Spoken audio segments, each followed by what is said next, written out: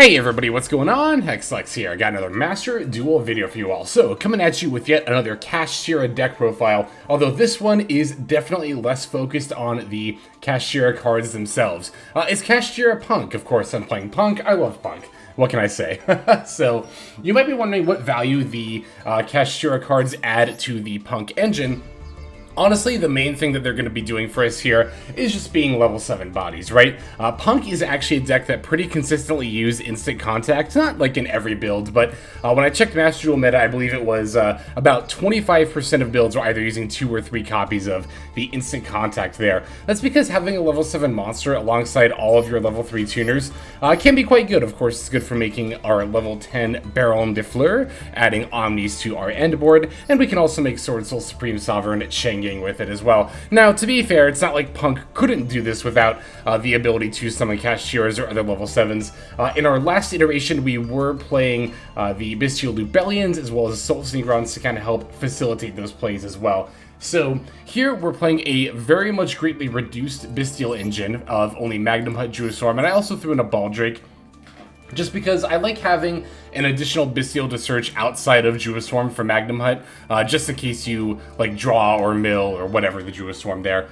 But again, in exchange, we do have the Kashtiras. We're playing 2 Fenrir, 3 Unicorn, and 1 Birth. That's it for our Kashtira engine. And honestly, I only really included this much just to, like, you know, make sure that the Kashtiras saw at least some amount of play in the games that I was playing with this deck. After having actually played a little bit with this deck, I think that really you could just get away with the 2 Fenrirs and like maybe 1 or 2 Unicorn. I don't think you really need many Kashtiras in Punk aside from that. And indeed, we will be seeing that being the trend overall for Kashtira monsters here in Master Duel, at least with the first wave of support, right? It's really hard for Kashtira to do kind of anything really as a standalone deck, so they're mostly going to be used until they get more support as an engine that spits out level 7 monsters for other decks that want to do that. Now, there is, of course, the Auroradon combo deck that we covered yesterday, and here, again, we're using them as synchro materials, although to be fair, we kind of did the same thing ultimately with the other deck as well. So here we have...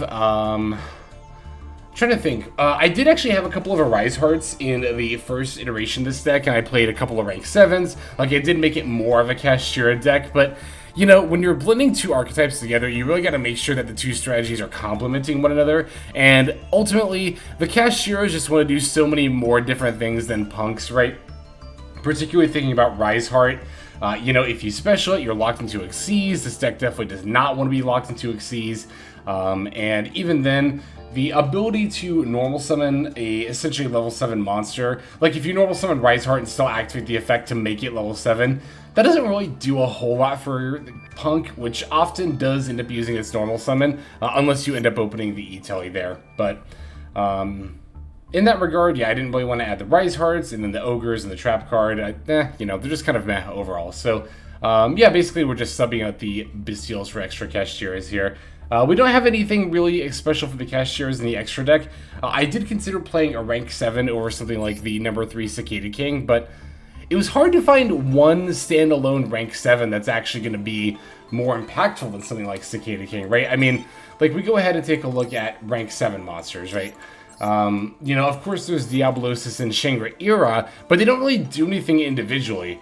They really have to be used together in this first wave of Kashtira support in order to actually have an impact, and not really a huge fan of them, like, individually in that regard.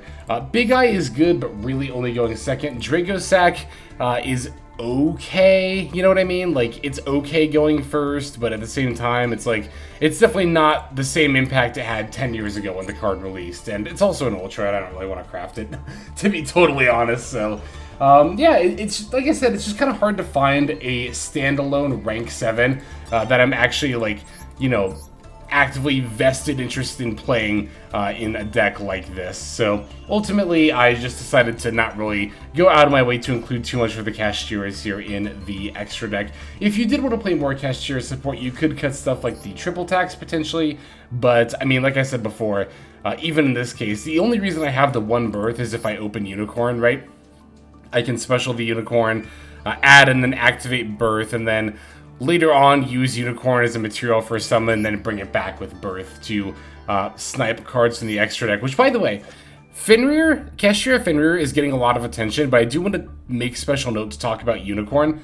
This card's also insane, by the way. I know it might not seem quite as insane as, like, you know, Fenrir's ability to surge itself and then banish cards on the field, but being able to snipe even one card from your opponent's extra deck, it can do a lot. It can shut down certain strategies or hands even. So Kashtira Unicorn, also I think this card got hit in both formats, in both the TCG and OCG, so definitely keep an eye out for this card. It's a lot better than it might seem like it might be on the surface there. I think it's like, obviously it's not quite as generically useful as Fenrir, but I do not think it's very far behind at all. I think it's an extremely good card in its own right, so. Alright, I don't really know that I have a whole lot else to say about the build here, because it is mostly a Punk deck, which we did already cover a more pure Punk deck already earlier this season. So a lot of the things that I have to say about that deck, you can also find that information in that video over there. But yeah, let's just go ahead and break this list down card by card, and then we'll look at some gameplay. So we're on 3 Maxx, 3 Ash Blossom and a Joy Spring, 1 Ukiyoe Punk Sharakusai, 1 P.U.N.K Wa Gon, 1 Joruri Punk Madamemancipator, 3 Noh-P.U.N.K Zayamin, 2 Noh-P.U.N.K Deernote, 1 Bystial Magnamhut, 1 Bystial Druiswarm, 1 Bystial Baldrake, 2 Kashtira Fenrir, 3 Kashtira Unicorn, 3 Noh-P.U.N.K Foxy Tune, 3 Noh-P.U.N.K Ogre Dance, 2 Triple Tactics Talent, 1 Punk Jam Extreme Session, 1 Kashtira Birth, 2 Emergency Teleport, 2 Call by the Grave, 1 Cross-Out Designator, 3 Infinite Impermanence, and then 1 Joruri Punk Dangerous Gabu. That's going to be the main deck. For the extra deck, we're on 1 Ukiyoe Punk Rising Carp. We have 1 Chaos Ruler, the Chaotic Magical Dragon, 1 Punk Jam Dragon Drive, 1 Ravenous Crocodragon Arctheys, 1 Baronne de Fleur, 1 Swordsoul Supreme Sovereign Chengying, 1 Ukiyoe Punk Amazing Dragon, 1 Psychic End Punisher, 1 number 3 Cicada King, 1 number 90 Galaxy Eyes Photon Lord, 1 Divine Arsenal AA-ZEUS Sky Thunder, 1 IEP Masquerena, 1 Dark the Dark Charmer Gloomy, 1 Nightmare Unicorn, and then 1 Underworld Goddess of the Closed World. So that's going to do it for our list. Now let's look at some gameplay. So our first duel here is going to be actually against the new Draco Slayer deck. This is actually my first experience having played against this deck so far since its release. So we're going to be taking the first turn. We definitely like to see that. And we did open up with some of our Kashtira cards. We also like to see that as well. So I'm going to start by specialing the Unicorn from my hand. Since I have both Unicorn and Fenrir, I'll use the Unicorn to get the Birth. However, I'm not going to be normal summoning Fenrir with Birth right here. Were I playing a more dedicated Kashtira strategy, of course I would be doing that. However, here, I do need to use my normal summon to make sure I'm getting my Punk plays in. However, I can still summon the Fenrir later by discarding it with Foxy Tune and then bringing it back with the Birth. So, still definitely going to be useful there. Gonna normal summon the Sharakusai, that way I can fuse it with the Zayamin in hand, and then from there, we can just go ahead and summon the Ukiyoe Punk Rising Carp. Rising Carp's effect is going to sack itself off to bring out a Zayamin as well as a Deernote from my deck. I'll use Zayamin to add the Foxy Tune, which I'll then go ahead and activate, sending the Fenrir to add the Wa Gon, or summon the Wa Gon rather. Wa Gon not only allows me to add the Extreme Session, but then after I bring back Fenrir with Kashtira Birth and add another Unicorn, I can sync the Wa Gon with the Fenrir in order to summon the Baronne de Fleur. That way I can get the Omni-Negate on the board and then proceed with the rest of my combo. So, yeah, like I said, in that regard, I really do like what the Kashtiras bring to the table. Being able to throw out a level 10 before you're even done with your main combo line is very, very good. Or even in general, just adding the Omni-Negate, of course. We like to add an Omni-Negate to pretty much every single in-board in existence, right? This also does give us a bit of a unique option here, although it's not one that I generally would go for unless, like, you know, the opponent had something weird, but Sharakusai allows us to... Oh, I'm sorry. No, we can only synchro summon a Punk monster, so I was going to say, oh, I could sync for 10 during my opponent's turn if I wanted to, but no, we can only synchro summon a Punk monster, so never mind, disregard what I was about to say. I know what my cards do, I swear. Hey, I'm a Yu-Gi-Oh player, what do you want from me? So, anyway, opponent's going to go ahead and start their turn off by normal summoning the Magispector Raccoon. That's going to let them add one of their Draco Slayer cards also because they activated a monster effect that allows me to activate my Kashtira Unicorn's effect. I'm going to use that to look at their extra deck, and it went by a bit quickly, but I'm specifically taking the Heavy Metal Foes Electrumite out of their extra deck. I will admit that I don't know exactly how this deck wants to combo out. However, I know that for any Pendulum-based deck, the Electromite is an extremely important card. Plus, it seemed also to be, just off the top of my head, looking at their extra deck, the highest impact card as well. And the one that's also easiest to make. These are all kind of factors you want to be thinking about when you're using Kashtira Unicorn to banish a card from your opponent's extra deck. Of course, the better you know your opponent's deck, the more information you'll have going into that decision, the easier it will be to make. But in a situation like this where I have no idea what Draco Slayers want to do as a deck, so I'm just going to go ahead and look at their extra deck and just kind of try to deduce based on what I know about other decks what their most important extra deck card is most likely to be. So opponent's going to throw down a Necro Valley. I'm totally fine with that. I don't really need any graveyard-based effects here, so we should be good there. And then this looks really weird, right? That they just conceded in the middle of like what seemed to be their combo line, but I think it was really a patience thing. Like as my opponent's playing all these Pendulum monsters, I'm like, oh wait, hold on, wait, let me read this. Okay, wait, let me read this. Okay, wait, let me read this, because, you know, I need to make sure that I'm firing off my Amazing Dragon at a good time. That is one of the more tricky things about playing Punk, is that your main form of disruption is a mass bounce, and that really does require good timing to be effective against a lot of decks. So I was mostly just waiting for my opponent to throw down a Pendulum Summon, and then I think after that I was going to bounce my opponent's field. And I was debating if I wanted to potentially do something maybe about this Draco Slayer if I could, but like negate it with the Baron, right? But I think I would have, given that this does add cards, and then also, yeah, also allows you to then get like fields. Oh no, sorry, this is the Pendulum effect. God, reading Pendulum cards is so weird. Yeah, it looks like let's them add Pendulum monsters. So probably would have negated and destroyed that, but opponent conceded first, so didn't have to think about it. All right, let's go ahead and take a look at this next duel here. Okay, so for this game, we find ourselves up against Adamemancipator. Not quite a 60 card build, but they are on like, I think 45 or something like that, so. Gonna go second this time around. And we open, like, could not ask for a better going second hand. I don't think I literally could, actually, now that I'm looking at it here. So I'm going to draw phase Maxx C them, and I want to draw phase Maxx C here, and then one, not only to play around triple attack, but two, I don't think I'm going to be needing any more cards in addition to this hand, right? Like, we have the E-Telly for AA-ZEUS, and we also have the Extreme Session to draw a bunch of cards during our opponent's turn as well. We even have the Ash Blossom to, or not during our, excuse me, not during our opponent's turn, during our turn. We also have the Ash Blossom to counter our Maxx C, and Call Bite to hit, well, maybe other things, but opponent is going to set one monster and then pass as we Maxx C draw phase. We draw a second E-Telly. You might think, like, oh, a second E-Telly, you probably don't need that, but E-Telly is not once per turn, so this is actually a phenomenal draw here. I'm going to start by E-Telling for ZEUS, use ZEUS to add the Foxy tune. We also get a draw off of the field spell here. Then I'm going to use my other E-Telly for Madam Spider to add the Dangerous Gabu and get my second draw off of Extreme Session. So now I get to use the Foxy tune. I'm going to pitch the Unicorn here because obviously I can't special from hand. I have monsters that will allow me to summon the Sharakusai. Sharakusai will then fuse for Rising Carp using the ZEUS as well as, of course, itself. Summoning the Deer Note and the Wa Gon. No need to use Wa Gon because the field spell is the only Punk spell card in the deck here. So now we get to summon Chaos Ruler and activate the effect for the Excavate. Of course, chain blocking with Deer Note to summon the Sharakusai as well.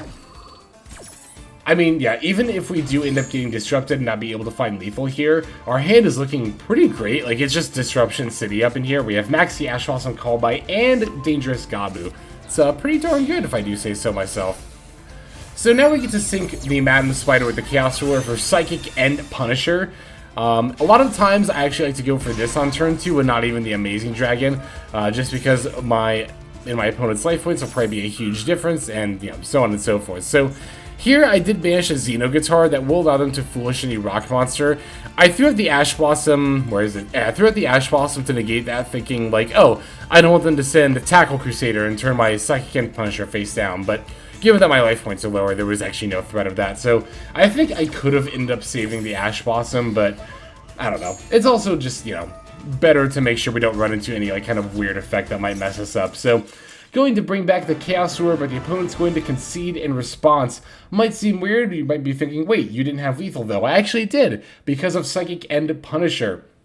At the start of the battle phase, I can make gain attack points equal to the difference between mine and my opponent's life points, which that combined with its original attack and then combined with Chaos Ruler's 3000 was definitely going to be enough for lethal there. So good stuff. We have 2 more games to watch. Let's go straight into the next one here.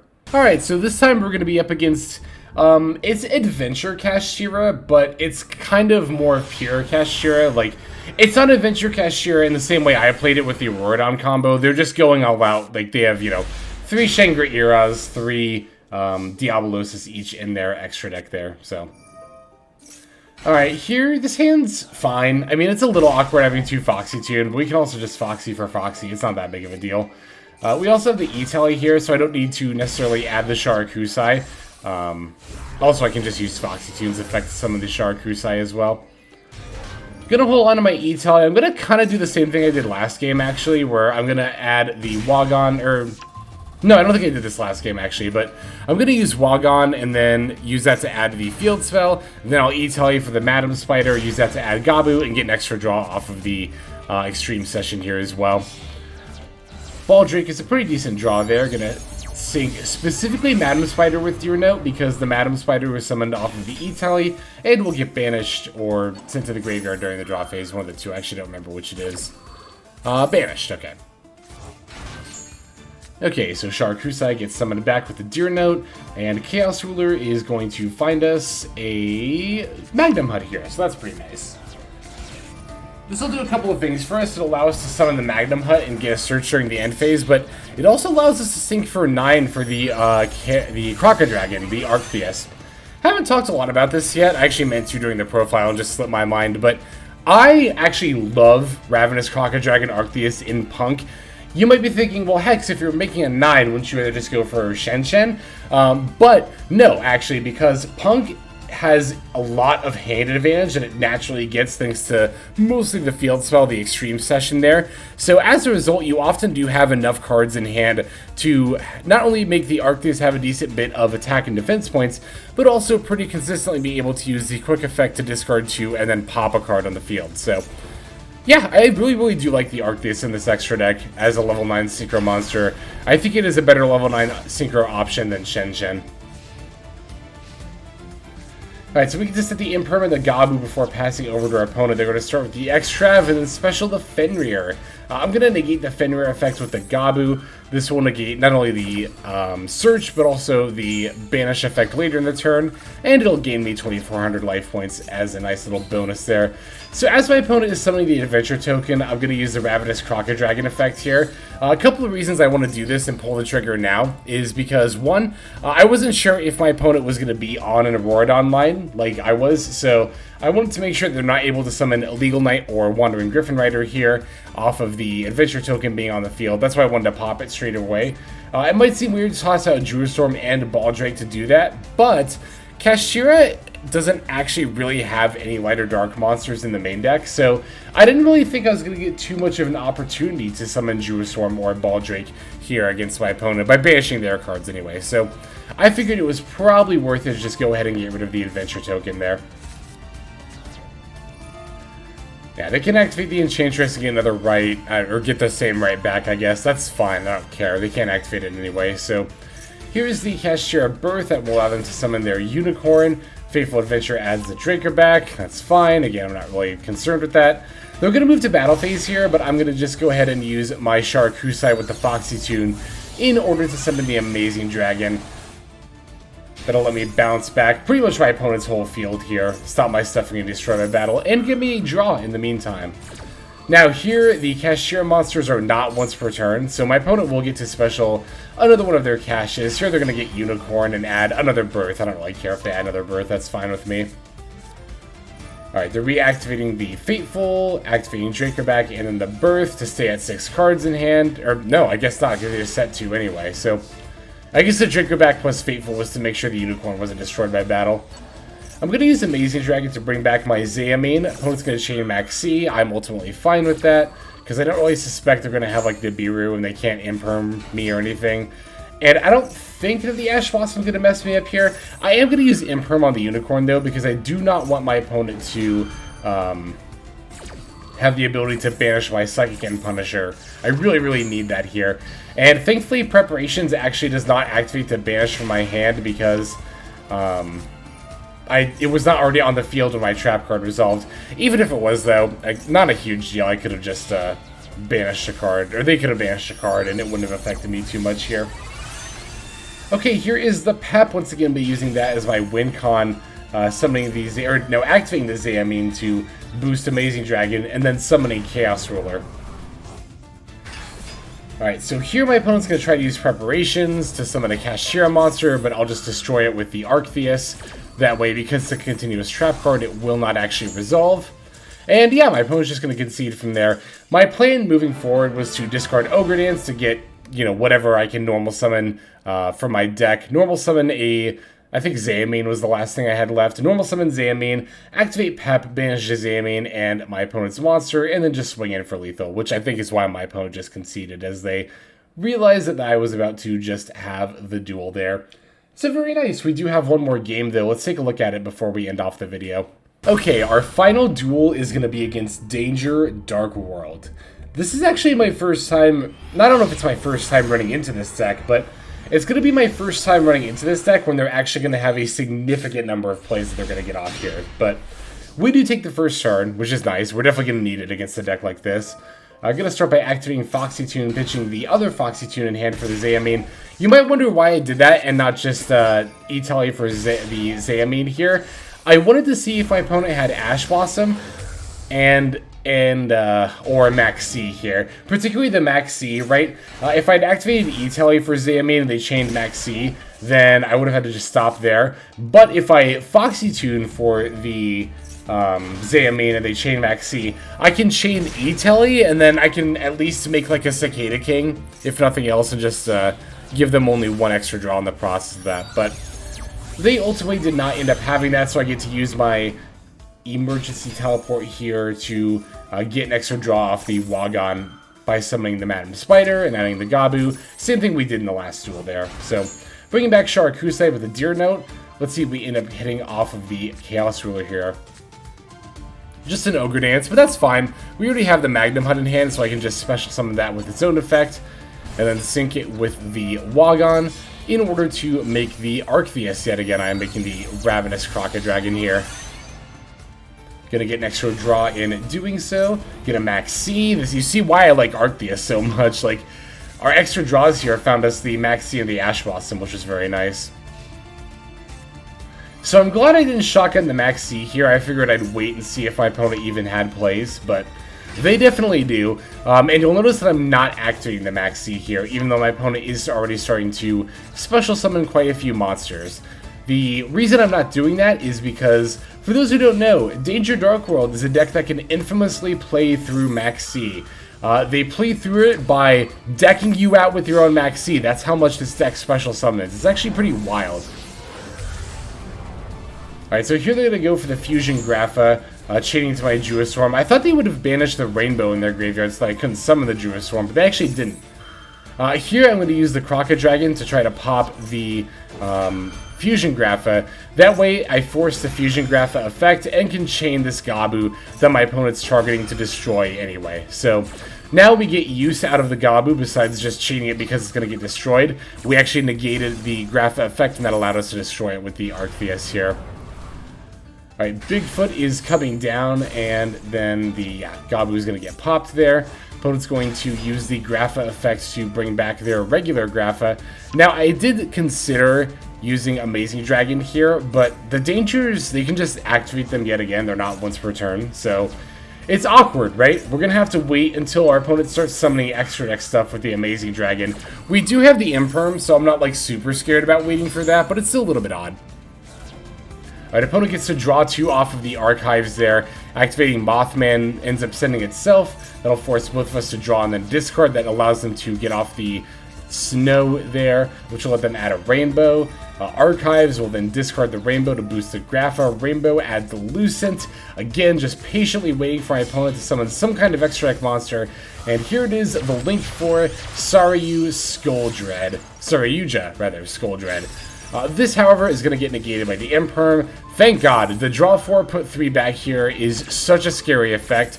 Even though it's like a net gain of only 1 draw, it's filtering, which means it allows them to basically like have like a 7 card hand and then pick the best 4 cards out of it and just keep those. So, or 3, not 4, but whatever. In any case, I definitely don't want them to be doing that, so we'll negate that. And then here I'm going to go for the Amazing Dragon. I really should have done it when the original Dark World monster was summoned, but my opponent got to bounce for the rainbow and get that as well, so it's definitely annoying, but you know, it is what it is. Not the most perfect timing in the world, but at this point I'm going to throw it in fast forward because I'm out of disruption, and at this point I'm just waiting for my opponent's turn to finish and see how much damage they actually end up doing to me.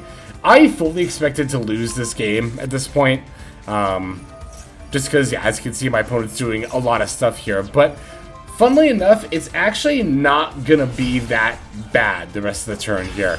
Yeah, they get to Genta for into their gates and then play that gates. As you can see, they get more draws, potentially more summons. Yeah, they get more summons with the Lucent here. That's going to bounce back to get another Grapha. Normal summoning Brow to summon the Nightmare Unicorn, put back my Druiswarm. But as you can see, that's actually all my opponent really had, was just the Nightmare Unicorn. From there, they get to smack me around a little bit, but not bad at all. And yeah, I have a Foxy tune, so that's going to already allow me to get a Punk, but I even top deck this Amin. So things are actually looking pretty good for me here. This duel is looking very winnable.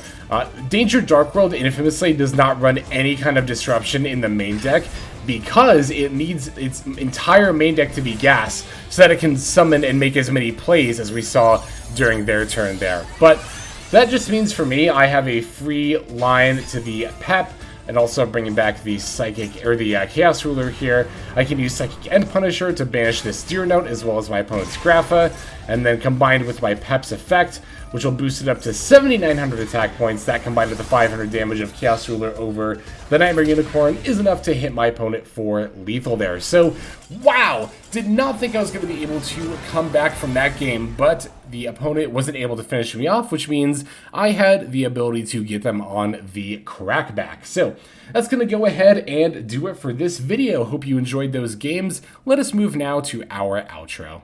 Alright everybody, thank you so much for watching all the way to the very end of the video like this. That means a whole lot to me. Not just personally, but it's also a great way of supporting the channel as well. If you're interested in supporting the channel in other means, you can of course feel free to comment and or subscribe right here on YouTube. I'm always looking to the comments section.